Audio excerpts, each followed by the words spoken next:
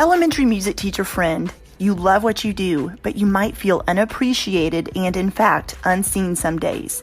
You may even feel like you're on a music teacher island and just want to connect with other music teachers who can relate to both your struggles and wins when it comes to teaching elementary music. I get you and understand completely the feelings you're having. That's why each and every week, the Elementary Music Teacher Podcast will provide you with solo and guest episodes that will help you realize you're not alone in your music teaching journey. Throughout each episode, my goal is for you to be able to walk away with actionable steps and ideas to help you feel like you're ready to take on the new week with whatever challenges may be thrown your way. Hi, I'm your host, Jessica Peresta, and I'm so glad you're here. Whether you're at home, in your car, in the shower, or wherever else you're listening, grab your cup of coffee or whatever other beverage is nearby and listen in to the Elementary Music Teacher Podcast. I'm Mike Brilla, host of the Inspired Teacher Podcast, a part of the Education Podcast Network, just like the show you're listening to now. Shows on the network are individually owned and opinions expressed may not reflect others. Find other interesting education podcasts at edupodcastnetwork.com. Welcome back to the Elementary Music Teacher Podcast. Today, we are going to be talking about professional development that can support teachers throughout your career. And I have with me Kate Hagen and Sarah Fairfield from MusicConstructED. And I am so excited to have these ladies on. And so before we get into the meat of this conversation, I'm going to let them both just take a little bit to introduce themselves and let you know their heart behind starting MusicConstructED and anything else they would like for you guys to know. So ladies, welcome to the podcast. Thanks. We're so excited to be here. Thank you. It's so great to be here, Jessica. So I'm Sarah Fairfield, and I live in Iowa City, Iowa, and I've been teaching in the Iowa City Schools District for 23 years now. I'm a musician, a lifelong musician. I started singing when I was 6 years old, and I love choral music, and I thought I was going to be a choir teacher, and then I really just enjoyed my student teaching experience with elementary general music, couldn't get enough of it. So I started teaching elementary general music right out of my college career, and I've been doing that ever since. It's been an amazing experience to work with children. To be honest, I didn't really like children. I wasn't the kind of person that like babysat, and it wasn't something I ever thought I would do. So I was like, ew, kids, why would I do that? I thought I wanted to work with high schoolers and, do all state choirs and that sort of thing. But when I started student teaching and saw all of the amazing things you could do in a general music classroom, whether it was dance or playing instruments or composing, I just thought, this is what I want to do. This is where the magic begins. So that's a little bit about me. And I actually am the polar opposite of Sarah. I grew up in I didn't have music in my elementary or in high school or choir or anything. All of my music training came from private lessons. I played piano since I was 5. And then I took voice lessons in high school because that was the only option available to me. I went to college as a genetics major and popped around and ended up, somehow I ended up in music ed. I wanted to do music therapy, but they didn't have that offering at my college. So I did the music ed route with a piano performance. And when I did my student teaching, I liked it. I really enjoyed the elementary choir. Was a little bit much because, again, I didn't have any of that background. But I really liked the elementary, but I had my heart set on music therapy. So I went and pursued my music therapy endorsement, did my internship, was in the Twin Cities, worked at an adult daycare center, and saw during my placement for music therapy, I worked in an elementary school and was exposed to the orchestral work approach with the music teachers, in addition to the music therapy things that I was doing, and older adults. And that really wasn't where my heart was. I did do the babysitting and always wanted to have kids and all of that piece. And I applied for a job in Minnesota and became a music teacher up there and fell in love with it and was like, oh, well, this is just like music therapy. The whole philosophy of music therapy is using music to teach a non-musical thing. And I was like, well, why wouldn't you use music to teach music? And so that was kind of my teaching philosophy of, why are we talking at children? We should be using music to teach music. And then I ended up relocating to Iowa City, where I've been in Iowa City for 21 years. So that's where Sarah and I met and started working and collaborating together. And it's been kind of a dream ever since. Sarah introduced me with the show work and got our certifications. And I don't know, it's just been a whirlwind of collaboration and fun ever since. So I wouldn't go back and I wouldn't change it. I love that. I love how you two collaborate, and I push that a lot. And I know you probably do too in working with music teachers is find your people, because, and that's not all, I mean, easier said than done because it is hard. But I remember meeting so many music teachers just at, district trainings and things like that. And would be like, oh my gosh, just one little idea would spark curiosity and be like, hey, do you want to be my friend? So we can talk more. So I love that you two like bounce ideas off each other and collaborate. We actually were the super sad people. Well, not sad, but when we first started teaching, every single Friday night, we would go out and start at like 3:00 in the afternoon, and 11, 12 o'clock at night, there was another colleague. And we would, every Friday night, we'd talk about curriculum because that was what we did for fun. Yeah. Well, because when you work in your school, you don't have another music teacher to bounce ideas off of. No. And so you're just sitting there in these meetings of data for math and reading, which is needed and great, but you're like, what do I do? Yeah, this doesn't apply to me. So yeah. I knew a lot of people there, but I was also in the age of many people. I was having babies and raising babies, and I couldn't travel and go to different things because I had to stay home with my kids, and I didn't have the babysitters and all of those kinds of things. So getting out to professional development and conferences was difficult for me early on. I did have, however, the collaboration with Sarah, and she was really great about sharing her notes. Oh, I went to this conference and I saw this, and try this, Kate. And a lot of times we would both teach the same thing and just say, well, how did that work for you? Well, that didn't work so great for me. And, that collaborative piece.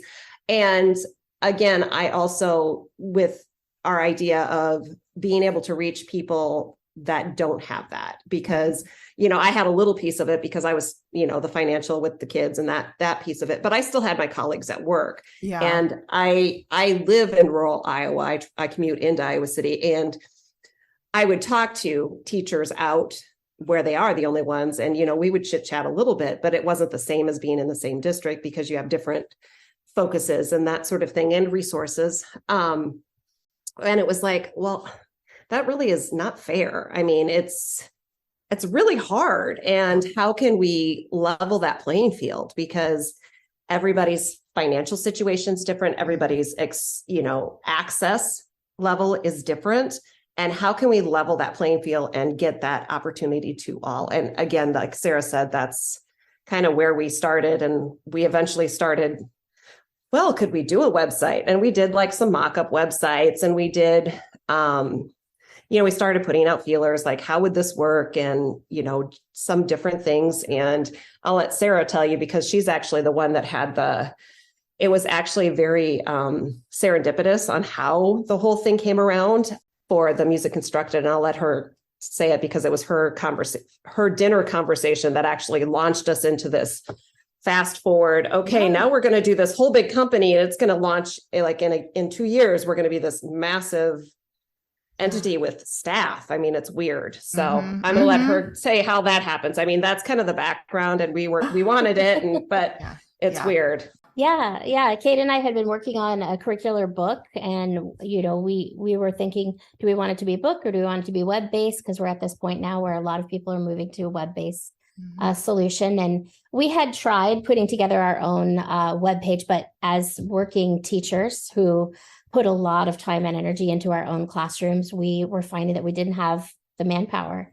But in the back of our heads, we kept thinking, boy, we would love to put together a professional development website specifically for music educators, one that really geared towards their needs and the things that they would want to talk about and network on, and provide them opportunities to collaborate with one another.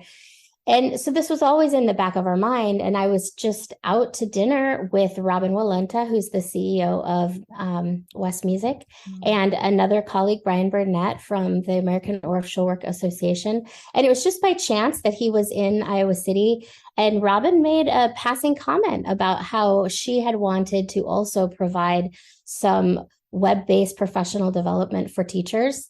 And I kind of went, ding dong, wait a second. Yes. So do I. And Yes. Robin is someone who I trusted and had already provided lots of opportunities for me through West Music.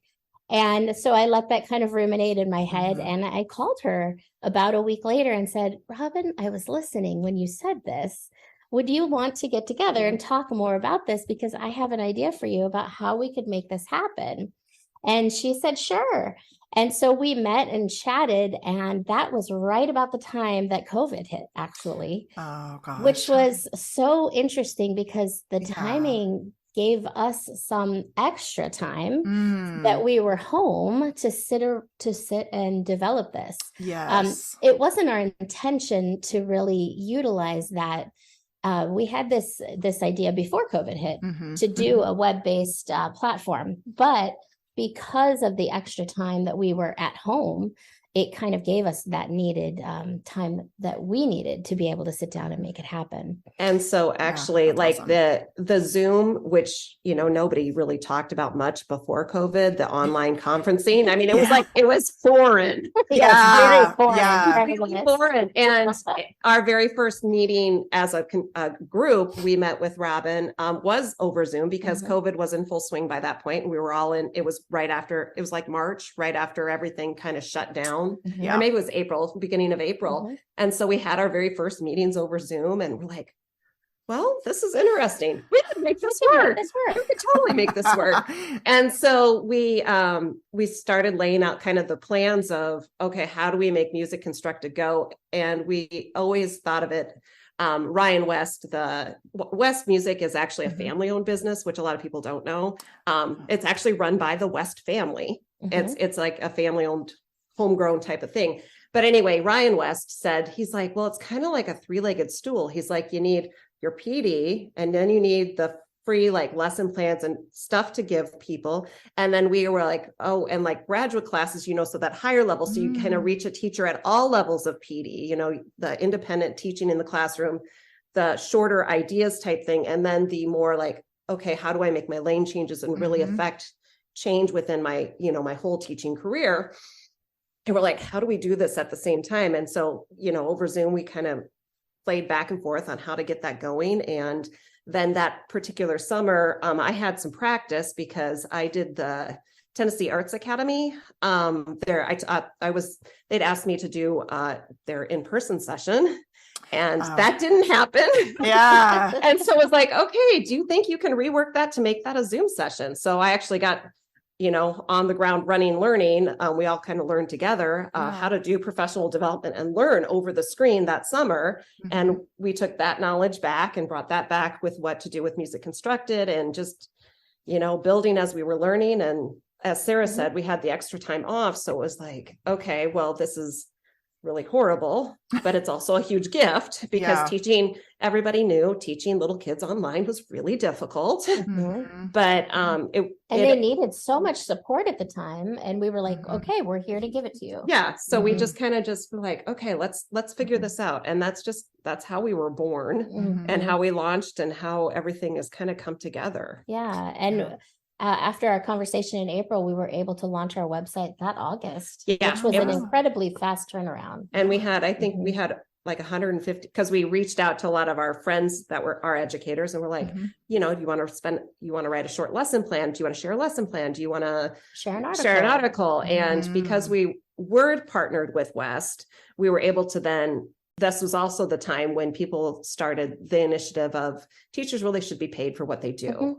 And so we thought was important, which we fully believed in. And so we were able to offer them, you know, we can't pay you cash, but we'll give you a $25 gift card to West Music. And that only would have happened. That only happened with the partnership. So it was, I don't know, it was just like all the pieces kind of like fell together, which made it feel kind of like, well, this is meant to be because it just fell together. So all the pieces just started falling in the right places. I love stories like that because I run my own business and I can't tell you the amount of times that people just think it just kind of happened overnight. But there are so many stories that I could go back the last 6 years where the right doors open and the wrong ones closed. And then I would have a conversation with someone and then a conversation over here and a collaboration opportunity that only happened because I had a little idea. And that happens, and it's so hard. You guys know this, to step out in faith, to put that like one foot in front of the other, because you don't know what's on the other side. No. Right. But and yeah, but I love that. It's that happened to me literally a month ago, and I can't announce it yet, but there's just one conversation I was just kind of having, and this other person was like, I had that idea too, and we're collaborating on something now, just because I was just mentioning it in passing. It wasn't even like a, do you want to do this with me? I was like, I had this idea, and she's like, oh my gosh, me too, let's do it. And I'm like, what? Wait a minute. What? I know. So yeah, sometimes it happens really fast. It's because you have this passion and this calling, and sometimes you don't know what to do with it. But just encouraging any teacher listening, and maybe you have like a little idea in the back of your head and you're like, nobody will want that, or what could I do with that? But you really never know. Like there's someone out there looking for what you want to do. Yeah. Right. There's I'm excited to hear about that. But Yeah, I know you can't share it yet. There's a book by Elizabeth Gilbert, I think, and she talks about that. There's the idea that people have these creative moments that they sit with you, and that they'll sit with you for a moment. And if you don't do something with it, then it's like that creative energy goes on to the next person so that it can live its life, but that creative energy, it wants to live its life. And just, are you going to be the person to be able to do that? Or maybe you can't, and that's okay. But somebody else, then it's going to go to somebody else. And that's where they bring in the analogy of, like the pop top for the Coke can, the kid that thought of that, but it was the kid that actually did it. And so that's what I love about like teachers and stuff. It's like everybody, if you have a passion and you love something, don't be afraid to share it and do it. Yes, absolutely. Okay, so talking about professional development, speaking of that, I would love to hear from you. We're going to get into more of what's offered on your website, but before we do that, can you let me know, what do you think qualifies as good professional development? Because we all know we've been to good and bad, right? I don't want to call out anyone, but I've been to some sessions and I'm like, oh, okay. Oh yeah. Kate, in fact, Kate and I were just having a conversation about that. We've been to a lot of pretty poor professional development, and sometimes in our own district. Oh gosh. Not to point any fingers, but yes. One of the big things that we were just sitting here talking about is this idea that professional development has to take into consideration, adult learning principles. And so often it doesn't. Adults come to these professional development experiences with a lot of knowledge already. And we have to acknowledge what they bring to the table. And so adults want to know, what is the relevance of this session? What does it mean to me? How does it connect to what I'm doing? How can I connect it to what I'm doing? How can I have some agency in what's going on to make those connections? How do I kind of put this into a problem-centered learning approach? How do I make it active? How do I engage in that professional development? And a lot of them, especially if it's something that they're seeking out for themselves, they have the intrinsic motivation. It's not like when you're attending a required district professional development where it's about reading and you have to sit there. If a lot of music teachers, when they're going out to seek music, professional development related to the field of music education, they have that intrinsic motivation. Nobody is telling them to be there. A lot of time they're doing it on their own time. They're doing it with their own money. They're doing it because they themselves have that intrinsic desire to become, not to sound trite, the best that they can be, that they want to better their practice. They want to better themselves. And because they love their kids, they love their job, they love what they're doing, and they just want to be the best at it that they can be. Yeah. So what a session, I love that you mentioned adult learners, because I know for me, that was one of the biggest shifts for me. And I don't know if you guys can relate to this, but when doing a training online or working with teachers I work with in various ways, it was the shifting gears from working with kids to the adults, which you have to remember they're not the same type of learners. So I remember when I first started working with teachers, and it was very like instructional, which is not bad, but it was trying to teach them all the things. But like you said, they were like, we already know that. We know that. We know, instead of more facilitating conversations and letting them bring conversations to the table to teach others. And once I started doing that, I was like, this works better than just Yeah. And I think we just, because that's the teacher in us, we want to just, this is my lesson plan, I'm going to teach it. But adults are like, no, that's not working. Well, and I think also it's like most music teachers are so excited about what they do, and they love what they do. So they just want to talk about what they do because they enjoy it. But then you forget that, well, there's a pretty good chance that the person next to you probably is a better expert at something than you are. So if you give them that opportunity and change it into a conversation versus a teacher student led, you're going to end up with a much richer conversation and a much better understanding overall problem approach center. Mm-hmm. I think you're exactly right, Jessica. I think offering opportunities for conversations and for people to bring their expertise and their knowledge into the room is really important when you're working with adults. And it also helps them make connections then between what you're trying to talk about or bring to the table and how they can then connect that to their own world. Because everybody's classroom looks really different. And the students that they serve, the community that they serve is so different from room to room, from community to community, state to state. And we have to take that into consideration because the learners really change the dynamic and the variable of what you're doing as a teacher. Mm-hmm. When it comes to professional development, whether it's one that you have sat in yourself or maybe conversations you've had with teachers, what do you feel like is lacking when it comes to professional development that maybe you're excited to offer at Music Constructed that's not offered anywhere else? I think that the one thing that a lot of the professional development that we receive in our district that is easily accessible to all teachers, a lot of times doesn't apply to my classroom directly. So you have to kind of translate everything. And that for me as a teacher has been very difficult because math is great. And yes, reading theory is great, but it doesn't necessarily translate. And the other piece that I personally find especially difficult is it's the timing factor. Classroom teachers, what they're doing, a lot of times they have their kids for a couple hours at a time. We've got to accomplish that in my district. It's 27-minute periods. And yes, I know 27 minutes is weird, but you got 27 minutes with your kids. There you go.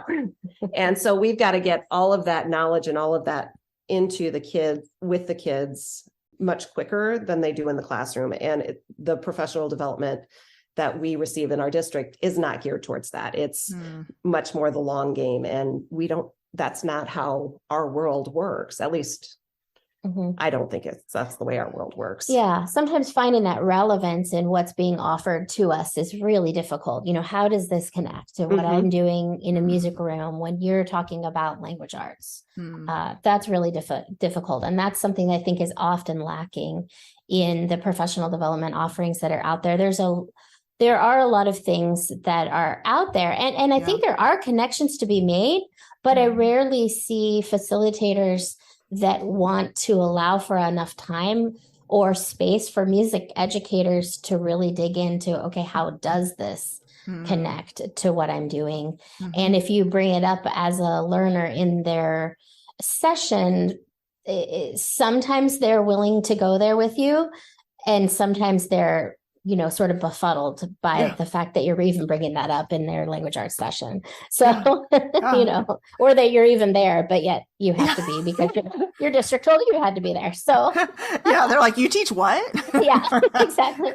And then you're just left to kind of connect the dots on your own. Exactly. And sometimes you can, and sometimes you're like, I don't know how this applies. And so let's talk a little bit more about Music Constructed. You've already talked about what led to, founding it. And let's talk about the website itself, and maybe not necessarily a website, but yes, let's talk about that. But what's offered there and what kind of sessions can teachers find? And just give us any of the insight you have around that. Oh yeah. We're really excited to do that. Super excited. I'll take the website. If you go on to MusicConstructED.com, the first thing you're going to be met with is you're able to find free lesson plans. 90% of what we have offer on the website is free to all teachers. There's no subscription. It's there. It's group. We crowdsourced it. So the writings that you will find, the lessons that you will find are we try very hard to reach out to teachers that teach every modality, teaching philosophy. Some are research-based, some are more like opinion. Hey, this is how I organized my classroom. So you're able to find there's a huge amount of information there that you can utilize and use and pull directly off the site and use in your classroom tomorrow. It's searchable. There's different group settings, and that's kind of the free stuff. It's like, here you go. This is how you do it. If you want to download it, here you go. Every lesson plan that we have, we connect to the national standards, so you don't have to do that work yourself. But that was the first dream that Sarah and I had, was that we wanted to give teachers resources, high quality resources that were vetted, and everything we put up there is vetted. And make sure that it doesn't have anything that doesn't follow best teaching practice.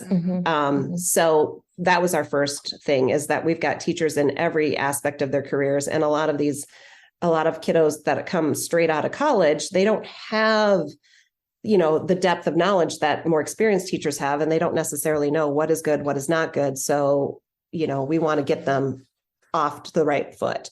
And then I'll let Sarah start talking about the different professional development stuff that we have too. Yeah. So in addition to the lesson sketches, which is where you find the lesson plans, and the teacher toolbox, which is where you find those articles, we have a wide variety of professional development offerings.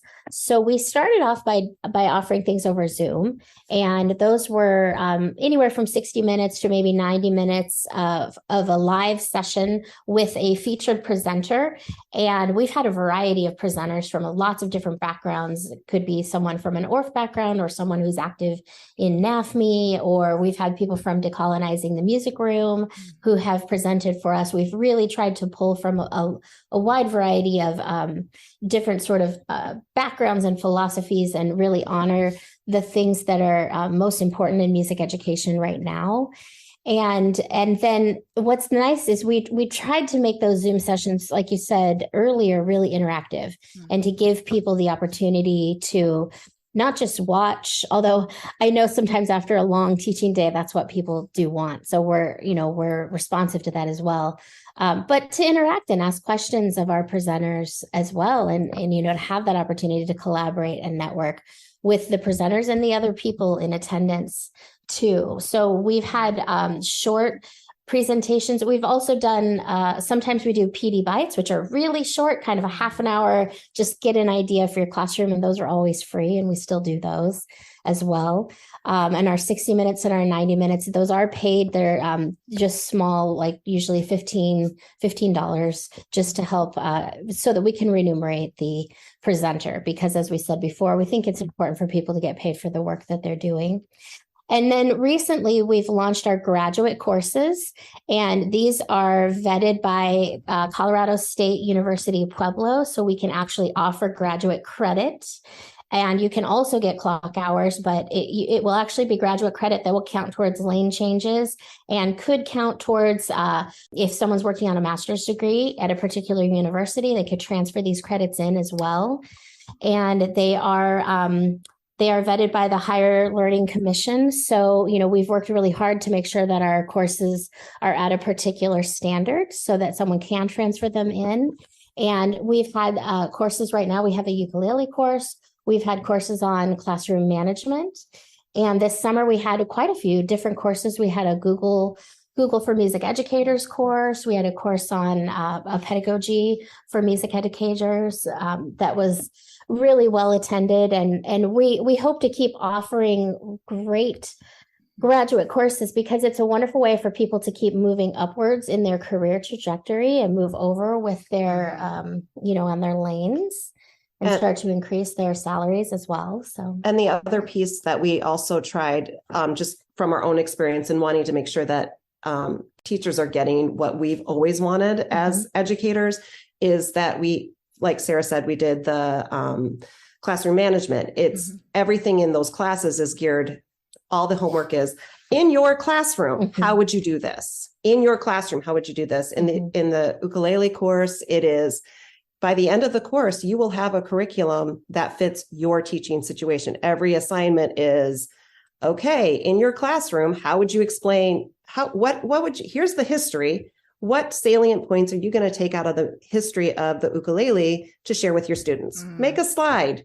Okay. And then you save those and that's your final project. So it's, all the work that you would be doing on your own, you can actually get graduate credit to do. That's awesome.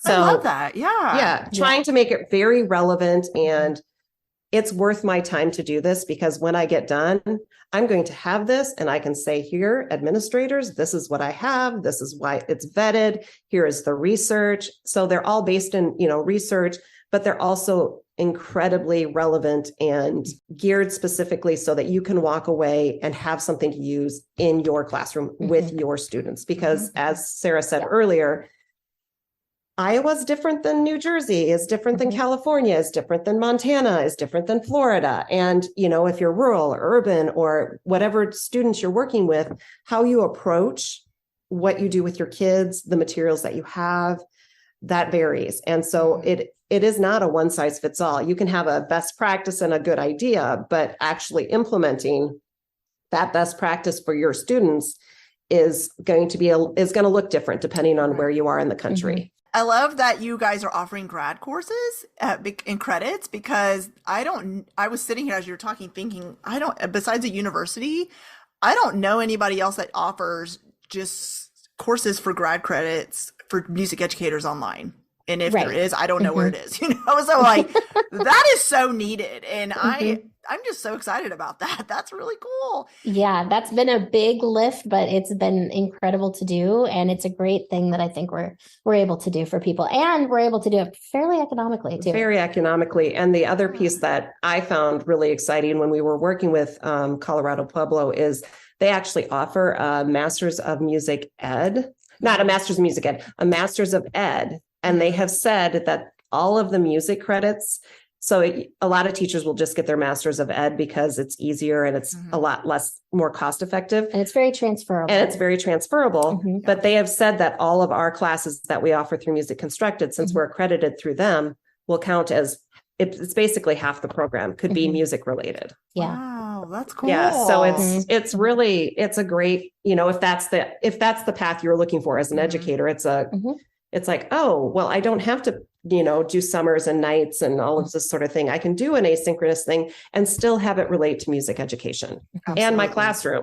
Currently, all of our graduate classes are asynchronous during fall and winter. And then in the summer, we try to have some synchronous and live courses as well. So it offers people a lot of flexibility to work around their teaching schedules. Yes. And I love the fact that you offer different types of professional development. You said, the free content, first of all, let's talk about that. 90% of your content's free. That's amazing. And when you were talking about reaching out to 150 teachers, I'm just like, wow. But I love that you're not just focused on one teaching approach. Like you said, you're trying to pull from a variety of different teaching approaches and backgrounds and styles. And that's so needed, because you hit on something that I think is so important. And I say this phrase all the time. There's not a cookie cutter approach. And so it's not, and I tell the teachers I work with all the time, I will never say my way is the best way. I will give you some strategies, but my ending statement is always take what I've shown you and apply it to your own situation. Think of your students. How can this work for you? So I love that you said that, because a lot of times, if we're going to talk about bad PD, I'm just going to state my opinion. I feel like there's been a lot of PDs I've sat in, whether it's in person, online, or whatever, where it is just, do this is the way. And I remember always going, but is it, And I think they have good intentions. I really do. I don't think they're trying to be like, I'm God's gift to music education, but I think it is kind of like you're sitting there going, I like your way, but it doesn't mean I have to do that. So I think just sometimes even giving music teachers permission to make it their own is huge, because a lot of times they're not given that. It's just do this. And even in college, that's how it was. It was like, no, I don't want to do that. I don't want to do that. Well, I find that I work with a lot of student teachers. And I always tell them, my goal is not to recreate myself. Yes, I'm great. Maybe on a good day, I'm great. There are days it's not so great. But, my goal is not to recreate myself. My goal is to help you find your passion, what you feel is your strength, so that you can live that for your students, because there's nothing worse than an inauthentic teacher. Kids are not going to respond to somebody who is not authentic. And if you try and recreate Kate Hagen and you don't feel it or love it, it isn't going to come off well for your kids. You've got to be yourself. You have to be an authentic person when you're working with students and with adults, quite frankly, because if you're trying to emulate somebody else and you're not authentic, it comes off as fake and can come off as very condescending as well, because, everybody has something to offer. There is no run right way. Absolutely. Good teaching is good teaching. So would you say, or what would you say, you've touched on a lot of this, but I know you probably have more to say about it. What would you say sets Music Constructed apart for professional development than anything else out there, whether it is in person or online? Well, I think accessibility is one of the big things that we are really that sets us apart. We're trying to make things that are accessible to most people. My experience was that most music ed professional development prior to Music Constructed coming along was really live. It had to be in person. You had to travel. It either had to be local to your community or you had to travel to attend it, which meant big bucks, frankly. And I knew of a lot of music teachers that I taught with who wanted to attend things but couldn't get away. They were moms and either didn't have the time or they didn't have the money because they were teachers and they didn't make a lot. And so that's one thing that sets us apart. We're economical, we're accessible to anyone who has a computer, and so that accessibility is huge. But another thing that I'm so glad you brought up and that you recognize, Jessica, is that we are not trying to necessarily be any one type of philosophy and Music Constructed. And we're trying to recognize that there are different approaches to teaching music education and that there are lots of ways that you can teach music education to children successfully. And we're trying to celebrate all of those approaches and the diversity within our teaching profession and bring those to the table. And one of our goals in Music Constructed was to try to find people like yourself and bring them all to a singular place where people could also find them too. I don't know about you, but I used to spend a lot of time when I was a younger teacher kind of seeking out other people who were doing things and putting things online. And there were really neat people doing lots of cool things out there, but it was kind of hard to find them all. And so one of our goals with Music Constructed is to try to find this central hub so that if someone comes to Music Constructed, they're finding us, but they're also finding you and they're finding other people who are doing wonderful things in music ed. And this becomes a central hub for all of us to come together and showcase the work that we're doing as music educators. So this networking piece is another thing that really sets us apart, I think. Yeah. I think Robin, the CEO of West, said it best when we first started this. She's like, all boats rise. If we're successful as a hub, we're also helping to raise awareness to all of these other entities that are out there like yourself, because it's not our goal to replace. We have zero desire to replace in-person summer workshops. That is not what we're doing.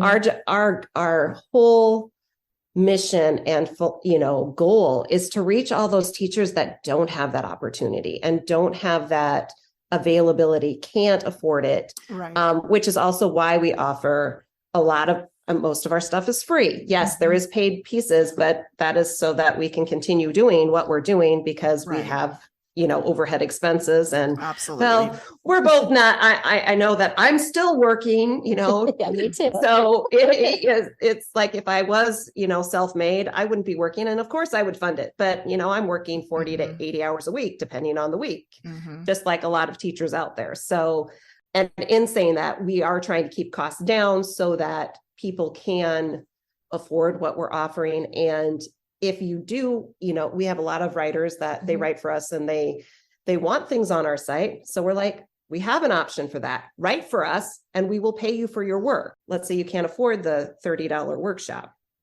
If you write for us one article, yes, we take that West Music gift card we pay you. We will take that in payment for your workshop. So it's like you can do it, even if it's a paid thing. You can write for us and find ways to participate in. It's kind of like family. You participate in the family, and we will help you succeed. Yeah. Is there anything you have not touched on when it comes to professional development for music teachers that you would like to share? Just our biggest thing is we just welcome everyone, and we hope people will keep giving us feedback too. We want to be responsive to the things that people need. So, we hope people will reach out and say, hey, I'd love to have a workshop on this. I'd love to have a workshop on that. And if anyone's listening to this podcast and they're interested in being a writer for us or proposing a graduate course, and they have the qualifications to teach a graduate course, or if they're interested in being a presenter, we are always looking for people to join us and be part of this group that we're growing and this network that we're creating. Yeah, awesome. So where can everybody, you've already mentioned the website, but let's go ahead and mention it again. Where can everybody find you and even connect with both of you individually as well?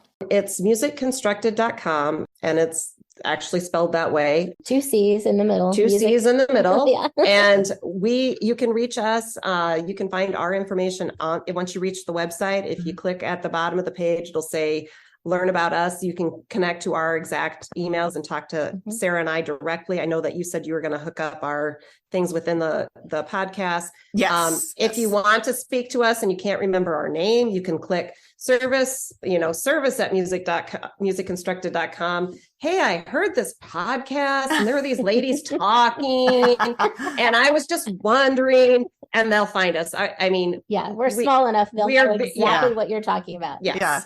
So service at MusicConstructED.com is a great way to go. Awesome. I know those emails that come through. I'm laughing because the email inbox is fun. Sometimes it's like, yes. And sometimes I'm like, what? Who is this? Yeah. And we're also you can also find us on Instagram, Twitter, LinkedIn. I think we even Pinterest. Even Pinterest now. Yay. Yeah. LinkedIn and I are kind of getting to know each other better. I feel like it's a platform I don't utilize enough, but I know I just don't know how to use it, I think. But I'm anyways, this is totally off topic, but I'm like on there more a little bit because I'm like, I don't know, I'm kind of over Facebook sometimes. So I'm like, well, why don't I hang out on the more professional one a little bit more? Yeah. I don't know people. I find that I think that as we've worked through and added a couple of different team members to Music Constructed, I think it gets very interesting because it's very generational and who is on which oh my gosh, platform. Yes. It's like the 50 plus set Facebook, yes. the under 20 set Twitter, yes. or TikTok. And Sarah and I are like, oh Lord, I don't know how to do TikTok. But then we've got some young people and they're like, you gotta be on TikTok. I know. We're working on it. Yeah, I know.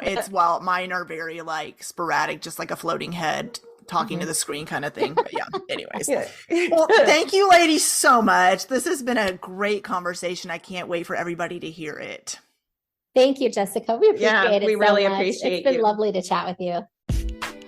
Well, hey there. Thank you so much for listening into the Elementary Music Teacher Podcast. There is an exclusive Facebook group just for listeners of this podcast and any elementary music teacher called the Elementary Music Teacher Community Facebook Group.